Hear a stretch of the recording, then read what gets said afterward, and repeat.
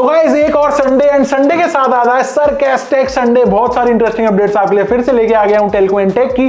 Take के लिए आए हो तो टाइम स्टैम्प ये रहा, टेल्को के लिए आए हो तो पहली अपडेट आती है सारी ही कंपनीज की तरफ से जो खर्चे हैं वो बढ़ा दिए गए हैं, क्योंकि लास्ट 2-3 महीने से हम देख रहे थे कि ट्राई ने डायरेक्टिव्स दिए थे कंपनीज को कि भाई आप वॉइस ओनली वाले प्लान्स लेकर के आओ।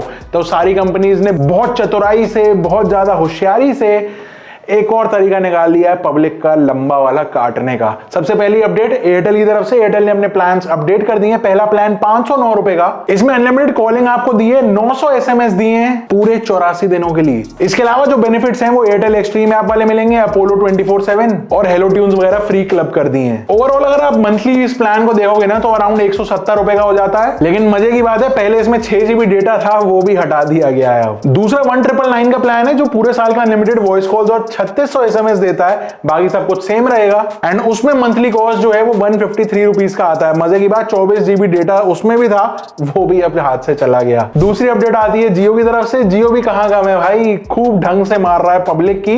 पहले 479 का एक प्लान हुआ करता था जिसमें 84 डेज के लिए आपको वॉइस कॉलिंग मिलती थी, साथ में 6 GB डेटा। ये प्लान अगर आपको पहले याद हो रिवाइज होने से पहले तो अराउंड 350 के आसपास आता था।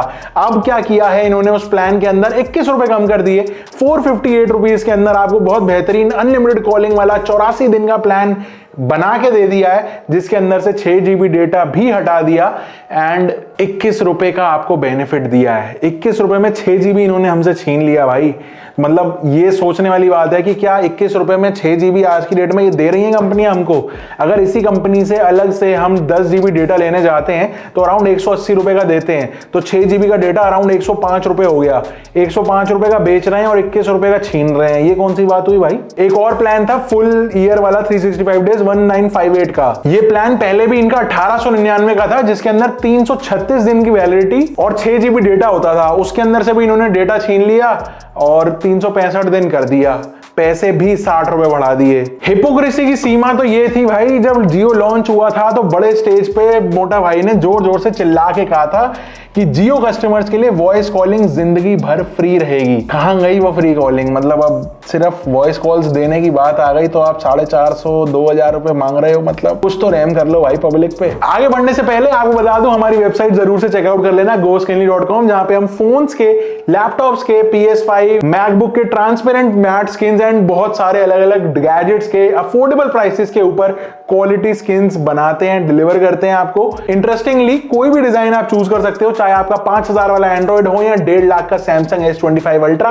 हर फोन के लिए हर डिजाइन अवेलेबल है, ये यूएसपी है। एंड जो प्राइसेस हैं वो बहुत ज्यादा अफोर्डेबल, एक बार चेकआउट जरूर कर लेना। बहुत सारे नए डिजाइन भी अपलोड हो गए हैं, चाहे वो लैपटॉप की कैटेगरी में हो, फोन में हो, मैट में हो, 3D में हो, सब कुछ मिलेगा अंडर वन रूफ। एंड बहुत जल्दी एक न्यू प्रोडक्ट रेंज भी हम लॉन्च करने वाले हैं इसके लिए, मे बी वो नेक्स्ट वीक अनाउंस हो जाएगा।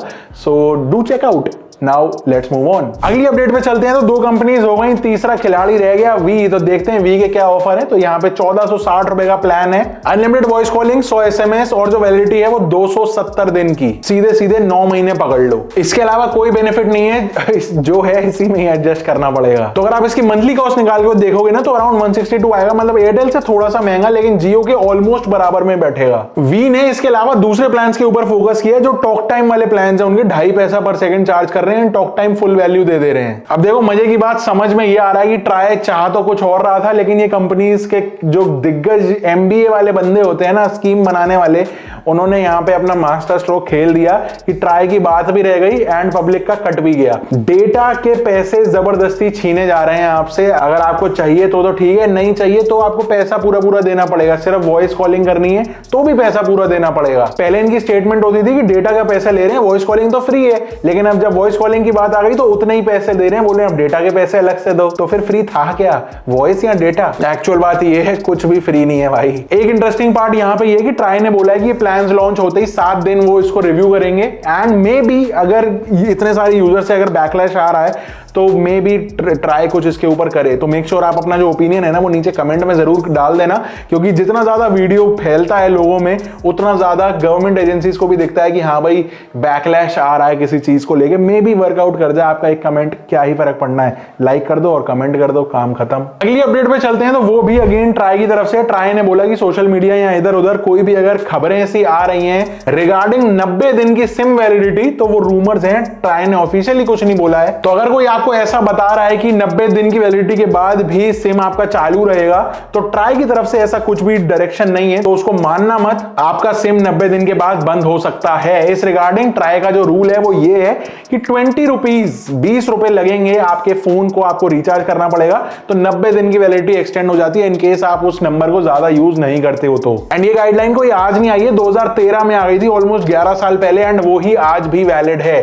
90 दिन आपने फोन को यूज नहीं किया, कोई बात नहीं, 89 या 90वें दिन में आप सिर्फ एक 20 रुपए का रिचार्ज कर दो अपने फोन में, एंड आपका फिर से 90 दिन के लिए एक्सटेंशन हो जाएगा। ये स्पेशली उन लोगों के लिए जिनके पास नंबर्स पुराने हैं लेकिन उन पर रेगुलरली रिचार्ज नहीं करते हैं क्योंकि उतना यूज नहीं पड़ता है। अगली अपडेट पे चलते हैं, तो वो आती है बीएसएनएल की तरफ से। बीएसएनएल का डेटा निकल के आया कि नवंबर अकेले महीने में 3 लाख से ज्यादा सब्सक्राइबर्स इन्होंने खो दिए। रिसेंटली जब प्राइवेट टेलीकॉम प्लेयर्स ने अपने प्राइसेस हाइक किए थे, तो बीएसएनएल सबसे मेजर बेनिफिशियरी था जिसने सबसे ज्यादा सब्सक्राइबर्स गेन करे थे। लेकिन अब टाइम आ गया है कि क्योंकि वो अपनी सर्विसेज को कीप अप नहीं कर पा रहा है, लोग छोड़ के जा रहे हैं उस कंपनी को। लेकिन ना यहाँ पे कंपनी ने जो अपना बात रखी वो काफी हद तक उसके ऊपर खड़े उतरे हैं। 4G के 1 लाख साइट्स की बात की गई थी, 65% वो अचीव कर लिया, एंड बोला जा रहा है कि फर्स्ट क्वार्टर खत्म होने तक या फिर maximum by mid 2025 1 lakh towers की 4G साइट्स लगाने का जो इनका मिशन है वो ये बहुत जल्दी कंप्लीट कर लेंगे ऑन टाइम। लेकिन अगर आप अभी भी ग्राउंड रियलिटी देखोगे ना, तो कॉल ड्रॉप्स, फ्रीक्वेंट डिस्कनेक्शन,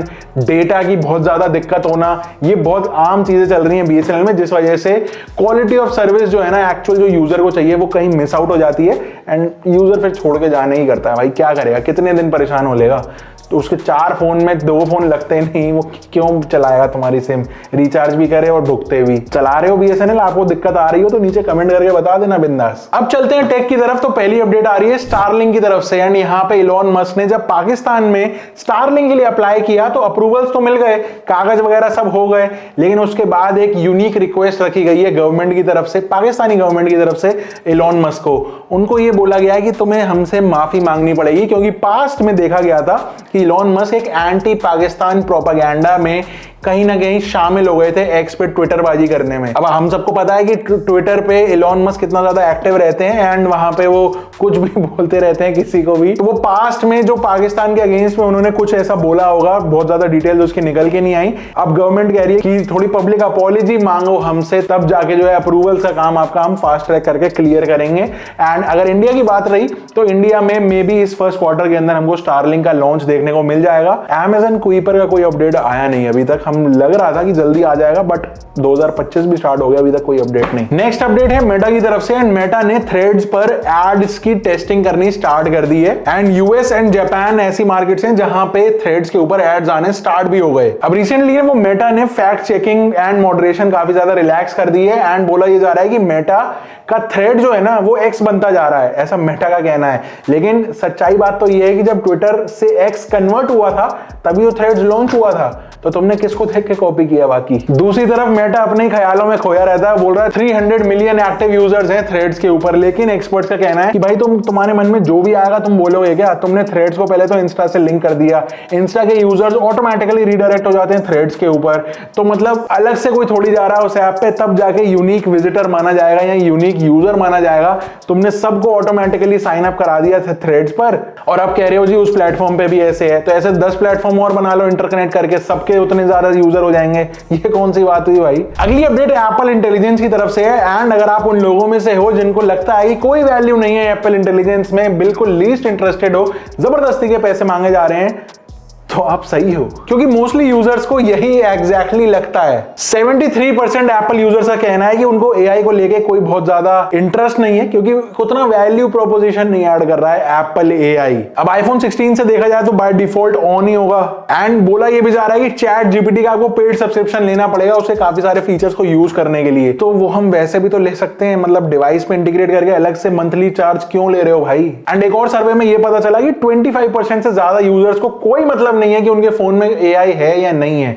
अब आप कौन से परसेंटेज में आते हो वो आप मुझे बताओगे कि आपके फोन में AI है नहीं है, आपको कितना फर्क पड़ता है, एंड एप्पल के AI को लेके आपका क्या टेक है वो आप नीचे कमेंट करके बता दो। अगली अपडेट पे चलते हैं। तो इंडिया के जो कंज्यूमर अफेयर्स मिनिस्ट्री है उन्होंने ओला एंड उबर को नोटिस भेज दिए हैं, क्योंकि बहुत सारी ना ऐसे रील्स वायरल हो रही थी कि भाई एप्पल पे अलग रेट दिखाता है ओला की राइड का, और वही अगर एंड्रॉइड पे देखो तो काफी सस्ता दिखाता है। तो एक ऐसा परसेप्शन बन रहा है कि एप्पल यूजर्स को ज्यादा चार्ज किया जा रहा है, क्योंकि कंपनीज ऐसा सोच रही है कि भाई एप्पल यूजर है तो इसकी पॉकेट बड़ी है, ये ज्यादा खर्च कर देगा तो इससे ज्यादा चार्ज ले लो। अब ये चीज कितनी सही है कितनी नहीं, मैंने तो 2-3 बार टेस्ट किया, मुझे सिमिलर रिजल्ट्स आए, इसलिए मैंने उसके ऊपर कोई कंटेंट बना के पोस्ट नहीं करा। लेकिन बहुत सारे लोगों ने ऐसा दिखाया अपनी रील्स में या वीडियोस में कि प्राइस का जो डिफरेंस है वो देखने को मिल रहा है। सिर्फ ओला उबर नहीं बल्कि ज़ेप्टो ब्लिंकिट पे भी ये चीज काफी लोगों ने दिखाई, प्लस फ्लाइट टिकट्स के अंदर कुछ लोगों ने दिखाई, लेकिन बहुत ज्यादा ना जेन्युइन तरीके से वेरीफाई नहीं हो पाई ये चीज आज तक। तो सेंट्रल कंज्यूमर प्रोटेक्शन एजेंसी होती है CCPA, उन्होंने लीगल नोटिस भेज दिए हैं ओला एंड उबर को। उबर ने इसका रिप्लाई जरूर दिया कि भाई हम ऐसा कुछ भी डिवाइस बेस्ड कोई चार्ज नहीं लगाते हैं, सिर्फ डिस्टेंस बेस्ड रहता है। एंड कुछ तो तगड़ी मिसअंडरस्टैंडिंग हुई है उन लोगों को जिनको ये डिफरेंस इन प्राइसेस दिख रहा है। आपके साथ अगर कभी ऐसा हुआ हो या फिर आप अपने घर पे चेक करके देखना, अगर आपके पास दोनों ही फोन्स हो तो क्या कोई डिफरेंस आ रहा है नहीं आ रहा है, नीचे कमेंट करके जरूर लिखना, क्योंकि बाकी जितने लोग देख रहे होंगे ना उनकी आंखें खुल जाएंगी अगर कुछ भी ऐसा डिसरप्टिव निकल के आता है तो। एंड आज की जो फाइनल अपडेट आती है वो है PS6 की तरफ से। PS5 लवर्स भाई एम्ब्रेस, क्योंकि PS6 के लीक्स निकलने स्टार्ट हो चुके हैं। बताया जा रहा है कि AMD की जो SoC चिप यहां पे लगाई जाएगी वो इस साल 2025 के लास्ट में जो मास प्रोडक्शन है वो स्टार्ट हो जाएगी, एंड अगले साल 2026 में हमको PS6 देखने को मिल सकता है। तो क्या हम फिर वो कमेंट कर पाएंगे कि finally we got PS6 before GTA 6? Suit तो कर रहा है। बेसिकली PS6 के लिए ना यहाँ पे कॉन्ट्रैक्ट छोड़ा गया था इंटेल और AMD के लिए, कौन उसकी GPU अंदर की पूरी जो चिप होती है वो बनाएगा।